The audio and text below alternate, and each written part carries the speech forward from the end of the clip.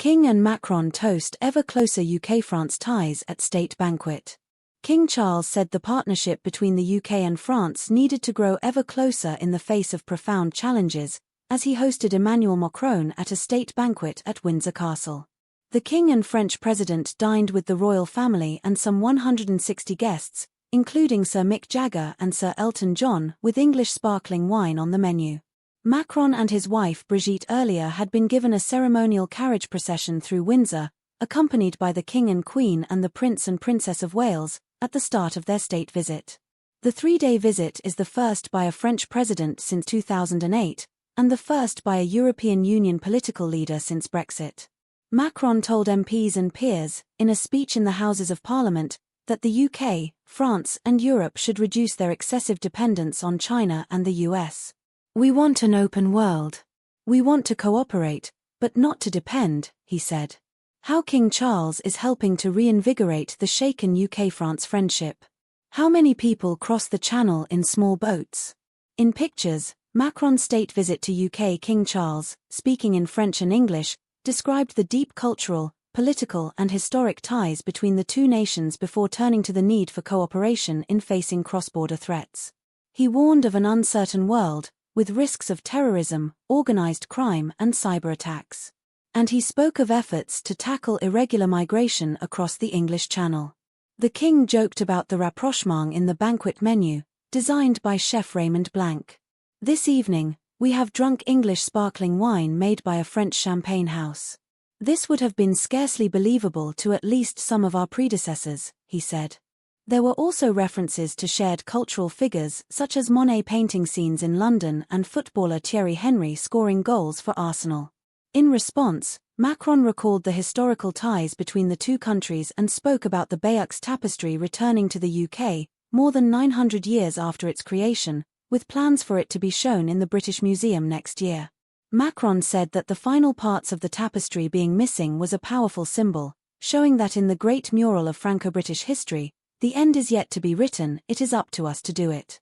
Sitting beside President Macron was the Princess of Wales, who spoke last week about the challenges facing people recovering from chemotherapy. Her appearance at all the state visit events will be seen as another step in her gradual return to public life.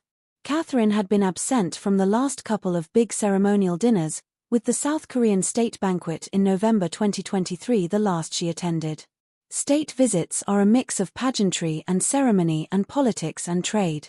There will be a UK-France summit at Downing Street on Thursday, hosted by Prime Minister Keir Starmer, where issues such as stopping illegal migration and support for Ukraine will be discussed. Ahead of the banquet in St George's Hall there had been an official welcome, with military bands playing and an inspection of guards at Windsor Castle. Brigitte Macron had blown kisses to the crowds as the horse-drawn carriages rattled through the town. There were famous faces at the Windsor banquet, including Rolling Stones singer Sir Mick Jagger, actress Dame Kristen Scott Thomas, Sir Elton John, First Date star Fred Sirios and former England goalkeeper Mary Apps, who sat next to Sir Keir Starmer. Windsor Castle was used as the venue because Buckingham Palace is undergoing renovations. The menu for the evening included a special cocktail called Elton, which combined British gin with lemon curd and French pastis, decorated with French cornflowers and English roses. The starter was a selection of tender summer vegetables with sage, raw tomato and extra virgin olive oil dressing. The main course was a supreme of Rug Estate chicken with Norfolk asparagus and tarragon cream. Iced black currant-soaked sponge with elderflower jelly. The wine list was Domaine Evremond, Classic Cuve, Edition I, NV, Corton Charlemagne Grand Cru, Etienne Saurzet, 2022, Chateau Haut Brion, 1 Grand Cru Class Pessac-Liognan, 1996, Louis Roederer, Carte Blanche, NV. Earlier in the day Macron addressed both Houses of Parliament, calling for the UK, France and their European neighbours to strengthen security and reduce their dependence on China and the US. He praised the support from France and the UK for Ukraine, saying we will fight until the very last minute for a ceasefire to negotiate sustainable peace. On the conflict in the Middle East, Macron called for a ceasefire in Gaza, without any condition, and added working together to recognize a Palestinian state is the only path to peace. There would also be tangible results from joint efforts to stop illegal migration across the Channel. The French president praised the legacy of the late Queen Elizabeth II, and on Wednesday he will visit her tomb in Windsor. He will also visit a horse that he gave to late Queen, as a gift for her Platinum Jubilee. Across the 3-day visit, there will be a message of building relations between the two allies, in diplomacy, defence and trade, at a time of uncertainty in international relations. The UK government has spoken of wanting to reset post-Brexit relations with European neighbours, with the French state visit part of that process. Gilded carriages and royal banquets are not essential tools of modern diplomacy, but nor are they obsolete. In a digital age, when intergovernmental business could easily be conducted online, the analogue grandeur of a state visit feels potent as a bestowal of favour. This week Emmanuel Macron is the beneficiary. In September it will be Donald Trump. The sequence is not meant to indicate preference. Both relationships are special, say officials. There are enough champagne receptions and sleepovers at Windsor Castle to go around. But it is also no accident that the French president was invited ahead of his US counterpart. Trump has had a state visit already, during his first term. Hardly anyone gets two. Macron, by contrast, has been in office since 2017 and dealt with 5 UK prime ministers. None before Keir Starmer rolled out the deep red carpet of ceremonial statecraft.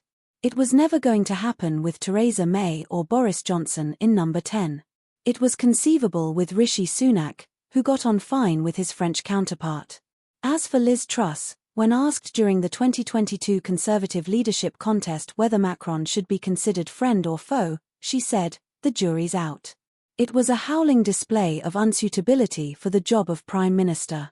Naturally, with a Brexit-addled Conservative Party doing the recruitment, the howler won. Evicting the Tories was a necessary but not sufficient condition for upgrading cross-channel relations. Starmer is fairly criticised for entering Downing Street with an undernourished policy agenda, but cultivating contact with the Elysee Palace, laying the foundations of mutual trust, is one area where the effort started in opposition. If all goes to plan, this week's visit will reward that foresight with policy gains amid the pomp. In terms of what registers with a domestic audience, the Prime Minister's priority is a deal to obstruct the traffic in small boats ferrying immigrants to the Kentish coast.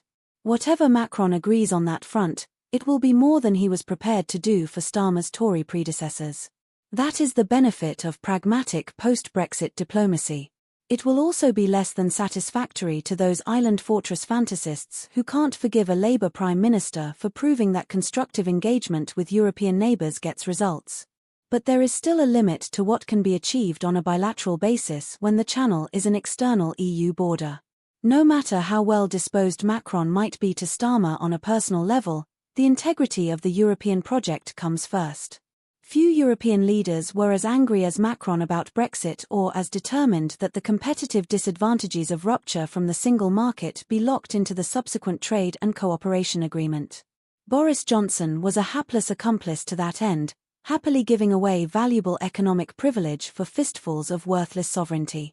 There is also plenty of history and shared strategic interest between Britain and France that antedate and transcend Brexit. Western Europe's only nuclear-armed powers, comparable in economic heft, each with a seat on the UN Security Council, meet peer-to-peer on matters of security and defence. No other continental state is in that club.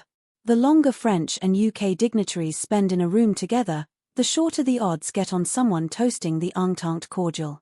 That isn't just sentimental nostalgia now that Starmer and Macron find themselves co-leading the coalition of the willing, a loose affiliation of countries, mostly in Europe, that have pledged to support Ukraine. What that means in practice is unclear. It is partly a commitment to continue arming Kiev in the face of relentless Russian assaults, partly a determination to maintain pressure on Moscow to stop the killing, and partly a promise to help invigilate any ceasefire should one be agreed. But the risk and feasibility of providing those things are hard to measure. The baseline might be a level of commitment that persuades Trump not to abandon Ukraine, or it could be the cost of replacing the US's contribution when he bails. Those are very different things. Last week, the US stopped sending vital air defense equipment to Kiev on the grounds of putting America's interests first. This week, the shipments resumed. Trump said he is not happy with the Russian president. If so, His displeasure isn't so strong that he supports European efforts to tighten energy sanctions on Moscow. Trump's chaotic, capricious attitude makes it hard for Volodymyr Zelensky's more stalwart allies to establish what their coalition might really be willing to do. It is a question of survival for Ukraine, but also an existential challenge to all democracies on the continent. Should Europe be sprinting for strategic autonomy because Washington is unreliable? Or are military deterrence and self-defense without the US security backstop such remote ambitions that the real task is knowing the price that a racketeer president demands in protection money, and paying it? The awkward answer is both: hope to forestall the betrayal and prepare for it too.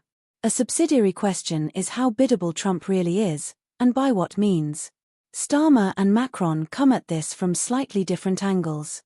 Both recognize that flattery is essential. But the French president also has defiance in his repertoire. He has publicly rebuked the US president's threats to annex Greenland, for example. Starmer's method is all emollients. Downing Street says the rewards speak for themselves in preferential trade terms. And it is true that Britain got a lower tariff deal, although that only means relative leniency for an uncertain period in a regime of arbitrary extortion. The real difference between Macron and Starmer when it comes to Trump is not a matter of negotiating tactics or temperament but of geopolitical arithmetic. A French president speaks to Washington as part of a 27-nation bloc of sufficient collective market size to count as an economic superpower. A British prime minister goes into the Oval Office alone. And that is more significant than a ride in a horse-drawn coach and dinner with King Charles, which isn't to say a state visit is unimportant or unimpressive. It is a real projection of status. But one that usually means more to the diminished host than the honored guest. Raphael Behr is a Guardian columnist. 1 year of Labour, with Pippa Crerar, Raphael Behr and more. On the 9th of July, join Pippa Crerar, RAF Behr, Francis O'Grady and Salma Shah as they look back at 1 year of the Labour government, its current policies and plans for the next 4 years.